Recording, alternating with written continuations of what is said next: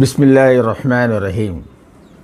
ఈ సర్వాన్ని సృష్టించిన సృష్టికర్త అయినటువంటి అల్లాహ్ పేరుతో ప్రారంభిస్తున్నాను. ఫ్రెండ్స్, నా పేరు నజీర్ షరీఫ్. అస్సలాము అలైకుం రహమతుల్లాహి వబరకాతుహు. ఈనాటి మన టాపిక్ మైండ్ సెట్టింగ్. చాలా విచిత్రంగా ఉంది కదూ ఫ్రెండ్స్. ఆ భగవంతుడు మనలందరినీ పుట్టించిన తర్వాత ప్రతి మనిషికి రకరకాల వేరే వేరే జాతకాలు రాశాడు. ఒకళ్ళు పేదవాళ్ళు, ఒకళ్ళు మధ్యస్థంలో పుట్టిన వాళ్ళు, ఒకళ్ళు మహా గొప్పవాళ్ళు, అంటే కోటేశ్వరులు అన్నమాట. కోటేశ్వరులు, లక్షాధికారులు, రోజు కూలీ చేసేవాళ్ళు. ఈ మూడు కేటగిరీస్లో కూడా ప్రతి మనిషిలో కూడా ఒక మైండ్ సెట్టింగ్ అనేది ఉంటుంది. అంటే చెప్తారు చూసారా, మనిషి అనుకుంటే సాధించలేనిది ఏదీ లేదని. అది కొంతమందికే వర్తిస్తుంది. అది ఎవరైతే వారి యొక్క మైండ్తో ఆలోచిస్తారో, లేదు మనం ఎదగాలి, ఏదైనా వ్యాపారాలు చేయాలి, ఏదో ఒకటి చేసి ధర్మ మార్గంలో సంపాదించి మన అవసరాలను ఇక్కడ తీర్చుకోవాలి అనే మైండ్ సెట్టింగ్ ఉన్న వాళ్ళు మాత్రమే ఎదుగుతారు. అట్లా కాకుండా కొంతమంది మైండ్ సెట్టింగ్ ఉంటుంది, మేము పేదవాళ్ళము, చదువు లేదు, ఏమీ చేయలేము అని చెప్పేసి వచ్చిన దాంట్లోనే సర్దు పెట్టుకొని జీవితం గడుపుతుంటారు. ఇది నా మాటలు కాదు సోదరులారా, ఒక సైకాటిస్టు, మానసిక నిపుణులు చెప్పిన మాట ఇది. మైండ్ ఇక్కడ మూడు కేటగిరీస్లో కూడా సోదరులారా, గొప్పవాళ్ళు, బాగా పేదవారు, ఈ రెండిట్లో మధ్యలో ఉంటారు చూసారా, మిడిల్ పీపుల్స్ అంటారు, మధ్యస్థ వాళ్ళే ఎక్కువ ఉండేది. 80% ఉన్నారు. వాళ్ళు ఏంటంటే పైకి వెళ్ళలేరు, కిందకి రాలేరు, అడుక్కోలేరు, పూరి గుడిసెలో ఉండలేరు, అలా అని చెప్పేసి పెద్ద పెద్ద బంగ్లాలో, బిల్డింగ్లో, ఏసీ కార్లో తిరగలేరు. వాళ్ళ కోరికలు మాత్రం ఎక్కువ ఉంటాయి. తప్పులేదు, కోరికలు ఉండాలి, ఎదగాలి.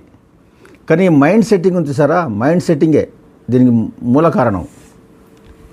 నాకేమి ఆస్తుపాస్తులు లేవు, నేను ఏమీ చేయలేను, ఏ వ్యాపారాలు చేయలేను, ఏ బ్యాంక్ లోను దొరకదు, నాకు ఎవరు నాకు సెక్యూరిటీ పెట్టరు అని చెప్పేసి అటు కిందకి రాలేడు, పైకి వెళ్ళలేడు. మధ్యస్థి వాళ్ళు చాలా డేంజర్ ఈ లైఫ్. ఆ భగవంతుడు కొంతమందికి ఇచ్చి పరీక్షిస్తాడు, కొంతమందికి ఏమీ ఇవ్వకుండా పరీక్షిస్తాడు, కొంతమందికి ఇచ్చినట్టుగా ఇచ్చి పరీక్షిస్తాడు. ఇదంతా ఆ దేవుని యొక్క పరీక్ష అన్నమాట. ఇకపోతే మనం మధ్యస్థ గురించి మాట్లాడుకుందాం. మధ్యస్థ వాళ్ళు ఏం చేయాలి? వాళ్ళు కిందకి రాలేరు, అడుక్కోలేరు, పూరి గుడిసెలో ఉండలేరు, పిల్లలకి మంచి ఇంగ్లీష్ మీడియం చదివించుకోవాలి, డబ్బులు లేవు. దానికి వీళ్ళు ఒక మైండ్ సెట్టింగ్ సెట్ చేసుకుంటారు, నేను ఇంతే, నా బతుకు ఇంతే అని చెప్పేసి. అట్లా కాదు సోదరులారా. ఇక్కడ ఇహలోకంలో పుట్టిన తర్వాత అందరు మనుషులు ఒకలాగా ఉండరు, అందరి మనస్తత్వాలు ఒకలాగా ఉండవు. అదే ఈ మానవతా మేలుకో ఛానల్ యొక్క ఉద్దేశం ఏమిటంటే, ఒకరిని ఒకరు సహకరించుకోవాలి, సహాయం చేయాలి. ఇందులో చూడండి, ఉదాహరణకి ఒక ఇంట్లో 4-5 అన్నతమ్ములు ఉంటారు. ఆ 4-5 అన్నతమ్ముల జీవితాలు, సంసారాలు ఒకలాగా ఉండవు. కొంతమంది బాగా డబ్బు గలవాడు ఉంటాడు, కొంతమంది బాగా పేదవాడిగా ఉంటాడు, కొంతమంది మధ్యస్థంగా ఉంటాడు, కొంతమంది అటు ఇటుగా ఉంటాడు. ఇట్లాగా రకరకాలుగా ఉంటారు 5 కూడా. అప్పుడు ఏం చేసుకోవాలి? ఒకరిని ఒకరు సహాయం చేసుకోవాలి. అట్లా చేయమే మనం. అదే మానవత్వం అనేది. మానవత్వం అనేది ఈ రోజున ప్రభుత్వం తరపు నుంచి బ్యాంకు రుణాలు కానివ్వండి, ప్రైవేట్ ఫైనాన్సులు కానివ్వండి, ఒకళ్ళు తీసుకొని మన వ్యాపారం దలుచుకుంటే ఎన్నో ప్లాట్ఫామ్స్ ఓపెన్గా ఉన్నాయి. కానీ మనకి సపోర్ట్ చేసేది ఎవరు? ఆ భగవంతుడు ఆకాశం దిగి వచ్చి చేస్తాడా? మనమే హెల్ప్ చేసుకోవాలి. ఈ రోజున ఎంతోమంది మహామేధావులు మంచి మంచి వ్యాపారాలు చేయగలిగే సత్తా ఉంది వాళ్ళ దగ్గర. అటువంటి సత్తా ఉన్నవాళ్ళు 15,000, 20,000 గుమస్తాగా చేస్తున్నారు. ఇది మీరందరికీ తెలిసిన విషయమే, మన సొసైటీలో, సంఘంలో చూస్తున్న విషయమే. ఇది సహకరించుకోవాలి, మానవత్వం చూపించాలి. ఒకవేళ సహకరించిన వాడు ఎవరైనా హెల్ప్ చేశారు మనకి, ఆ హెల్ప్ చేసిన వాడికి మనం కృతజ్ఞతాభావంతో అతను ఇచ్చిన డబ్బులు కానివ్వండి, షూరిటీ కానివ్వండి, అతను న్యాయంగా తీసుకున్నవాడు న్యాయంగా అప్పు తీర్చేసేయాలి. అతను కూడా సహకరించాలి. అట్లా కాకుండా ఎవరో ఒకళ్ళు ఆ దైవదాసుడు ముందుకు వచ్చి ఎవరైనా హెల్ప్ చేస్తే అతను ఏం చేస్తున్నాడు, అక్కడితోటి మొత్తం తినేసి ముంచేస్తున్నాడు. ఇటువంటి వాళ్ళు ఏం చేస్తున్నారు, 10 మందికి చెప్తాడు, నేను అతనికి సహాయం చేశాను, డబ్బు రూపంగాను, షూరిటీ రూపంగాను, నా ఇంటి పత్రాలు తీసుకెళ్ళి పెట్టాను. వాడేమో ఏం కట్టకుండా మొత్తం నా మీదకి వచ్చేసి నాకు నోటీసులు వచ్చినాయి కోర్టు నుంచి అని చెప్పేసి అతన్ని కట్టుకొని ఇంకా వేరే వాళ్ళకు కూడా, అత్యంత అవసరం ఉన్న వాళ్ళు కూడా ఇతను కూడా హెల్ప్ చేయకుండా కూర్చుండిపోతున్నాడు. ఇదే జరుగుతుంది సమాజంలో. అది మీకు తెలుసు. అట్లా కాదు సోదరులా, ఇచ్చేవాళ్ళు కూడా తీసుకునేవాళ్ళు కూడా వీళ్ళిద్దరికీ బాధ్యత ఉండాలి. దైవ గ్రంథంలో అల్లాహ్ సుబ్హానహు ఏం చెప్తున్నాడు తెలుసా, ఒకవేళ నీకు ఎవరైనా సహాయం చేస్తే ఆ అప్పు తీర్చే గుణం ఉండాలి. నీకు అప్పు తీర్చే గుణం ఉండాలి. అప్పు తీర్చే గుణం సంకల్పించుకుంటే అతనికి నేను సహాయం చేస్తాను. ఎవరండి సహాయం చేసేది? ఆ దైవం.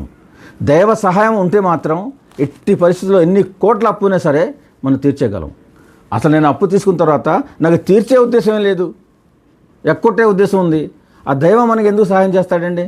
ఇచ్చినోడు కూడా ఇంకోసారి ఎందుకు ఇస్తాడు? ఇతనికి ఇంకోసారి ఇవ్వకపోగా వేరే వాళ్ళకి కూడా సహాయం చేయడు. అది కాదు సోదరులారా.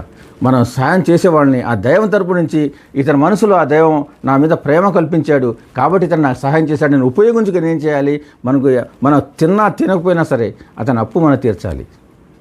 ఇదంతా మైండ్ సెట్టింగ్, ఒకసారి జీవితం కాదు. అందుకే మనం మిడిల్ క్లాస్ వాళ్ళు ఏం చేస్తున్నామంటే అక్కడే ఉండిపోతున్నాం. ఈ రోజున మన దేశంలో చాలా డబ్బు ఉంది, చాలా తెలివితేటలు ఉన్నాయి, మంచి చదువు ఉంది అందరి దగ్గర. కాకపోతే ఒకళ్ళు హెల్ప్ చేసుకుంటే ఇటువంటి పరిస్థితి. అందుకే ఈ మానవతా మేలుకో అనే ప్రోగ్రాం ద్వారా నేను చెప్పేది ఏంటంటే, మనం ఒకళ్ళు సహాయం చేసుకోవాలి. సహాయం పొందినవాడు ఆ సహాయం చేసిన కృతజ్ఞతా భావంతో అతనికి సహకరించి అతను ఇచ్చిన పత్రాలు కానివ్వండి, డబ్బు కానివ్వండి, ఈ నిర్ణీత సమయానికి ఏదైతే సమయం అనుకుంటామో అప్పుడు మనం తిరిగి ఇచ్చేస్తే అతను 10 మందికి సహాయం చేస్తాడు. నువ్వు కూడా మంచి స్థానానికి వచ్చిన తర్వాత నువ్వు కూడా 10 మందికి సహాయం చేయగలవు. అందుకే సోదరులారా, మనందరం ఒకళ్ళు సహాయం చేసుకుని ఆ దైవానికి కృతజ్ఞత భావంతో చూపించుకుంటూ జీవితం గడిపితే మన ఇహపరంలో కూడా సాఫల్యం పొందుతాము. మన ఇచ్చేయలేము, మన పిల్లల్ని మంచి చదువులు చదివించలేము అని బాధపడాల్సిన పని లేదు. మన ఒకళ్ళు సహాయం చేసుకోవటమే ఈ యొక్క మానవత్వంతో జీవితం గడిపితే మనం ఆ దైవం మనకి సహాయం చేస్తాడు. అందుకే మనం అందరూ తెలుసుకోవాలి ఇవన్నీ. ఇదంతా మైండ్ సెట్టింగ్. మనం మైండ్ సెట్ చేసుకోవాలి. అంతా లేదు నేను ఏదో చేసి నేను న్యాయంగా ఉండాలి, న్యాయబద్ధంగా ఉంటే ఆ దైవం సహాయం ఉంటుంది. ఓకేనా? ఓకే సోదరులారా, మళ్ళీ ఇంకో వీడియోలో తర్వాత కలుసుకుందాం. అంతవరకు జై హింద్.